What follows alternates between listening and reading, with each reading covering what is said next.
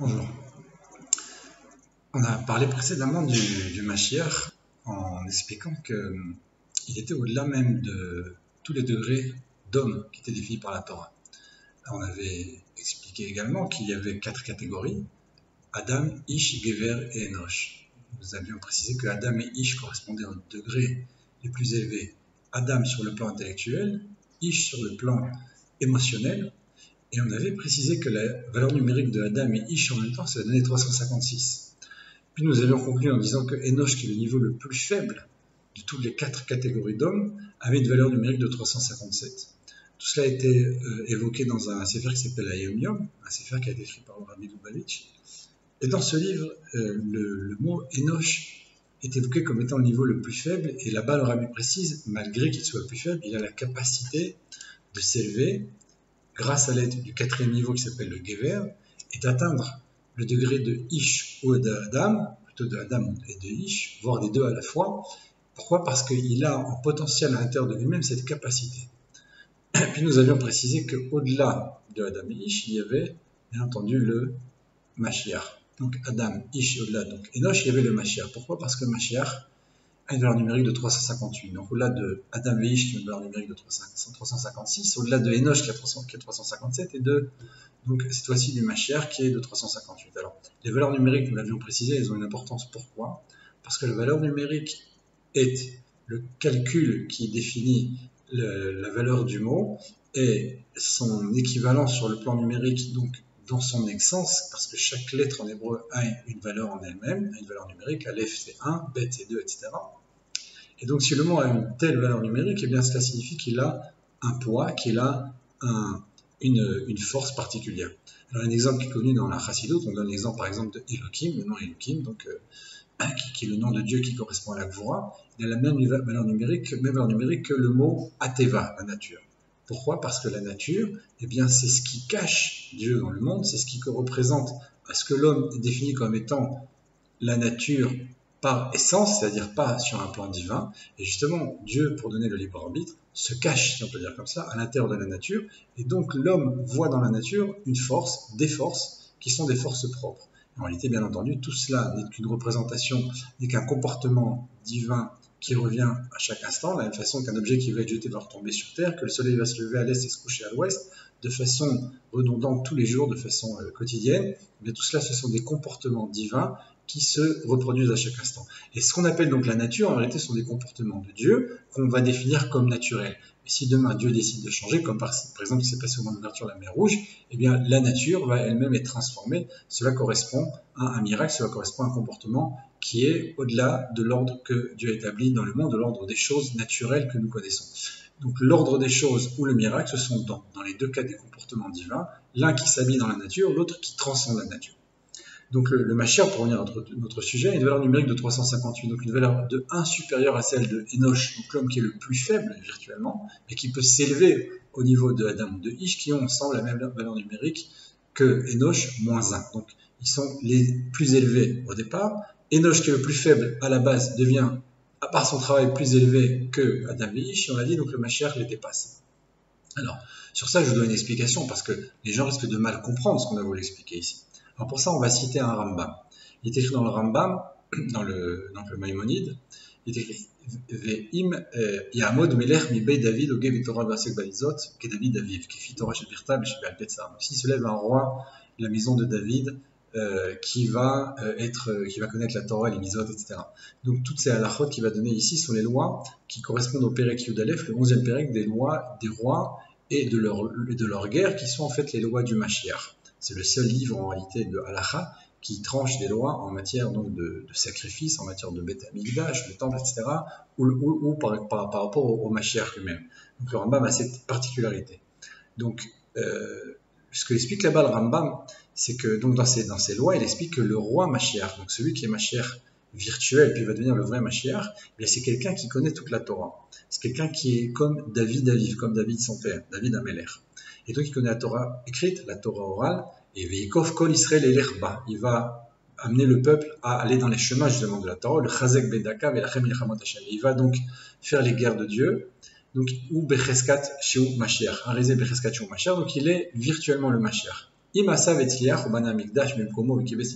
S'il a réussi, s'il l'a fait, et qu'il a rassemblé les exilés, donc, et construit le Beth Amikdash, Arizé Mashiach Bevadai, donc il est le vrai Mashiach, le Mashiach certainement. Vitaken et Aolam Kulo, Lavod et Hashem Beyachad. Et il va réparer le monde dans son intégralité, le monde entier, pour servir Dieu tous ensemble. Chez les marques, qui a Zefor Elamim, Safa Broa, Likro Kulam, Beshem Hashem, ou Lovdo Shrem Echad.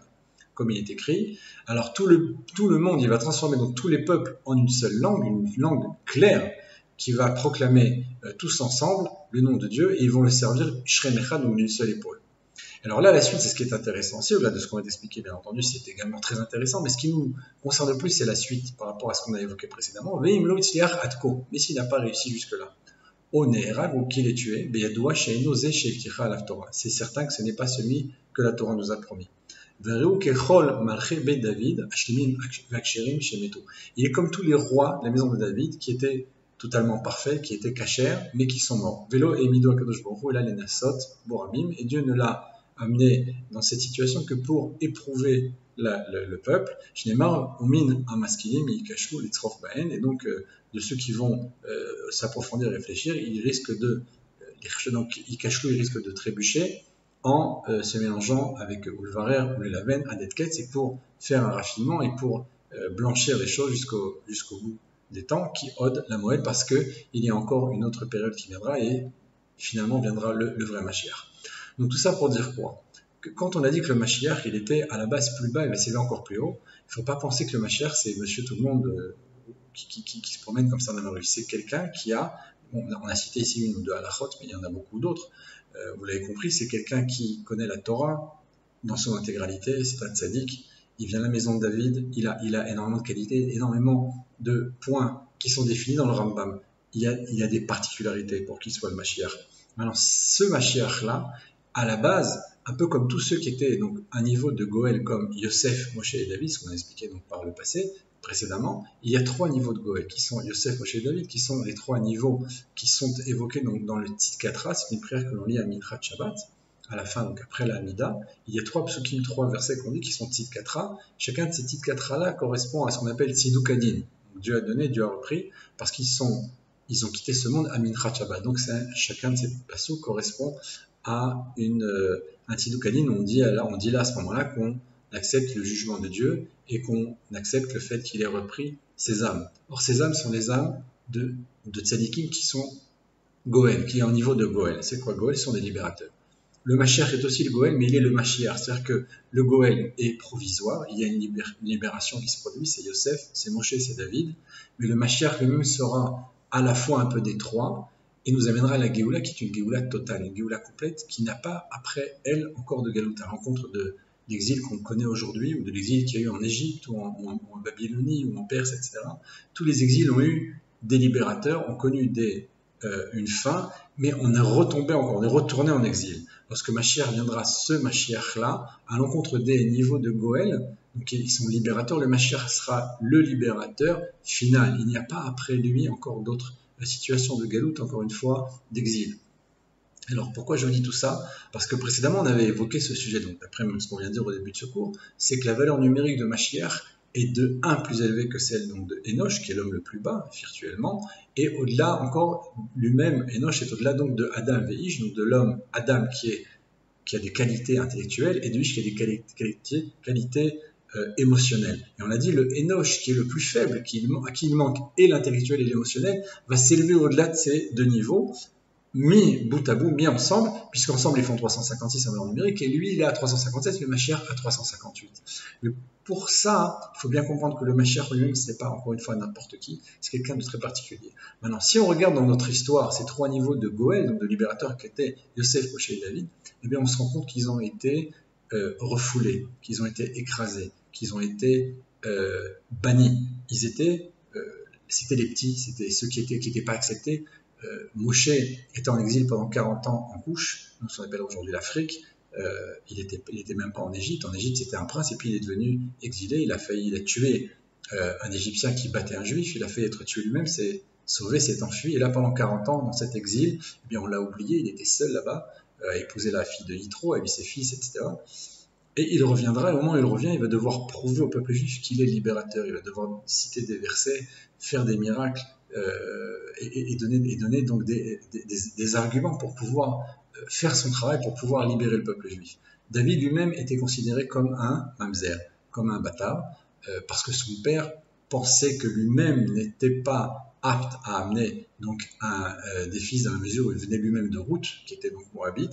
Donc dans la mesure où il était moabite, alors il a considéré qu'il n'avait pas le droit donc d'amener les fils qu'il avait amenés. Donc pour lui, David n'était pas apte à être ce qu'il était en réalité, c'est-à-dire le roi d'Israël, le vrai roi. Et il était banni, il était rejeté par ses frères, rejeté par son père, au point que Shmuel, le prophète, lorsqu'il est venu couronner le roi et oindre le roi, a dit à Ishaï, amène-moi donc ton fils. Et là, Ishaï a fait défiler devant lui tous ses fils, à l'exception de David. Et là, Shmuel lui dit non, c'est pas lui, jusqu'à ce que, il dit, mais j'ai pas d'autre fils. Il lui dit, s'il y en a encore un autre. Et cet autre fils, c'est celui qui est considéré comme le bâtard, c'est celui qui est exilé, qui est repoussé, refoulé.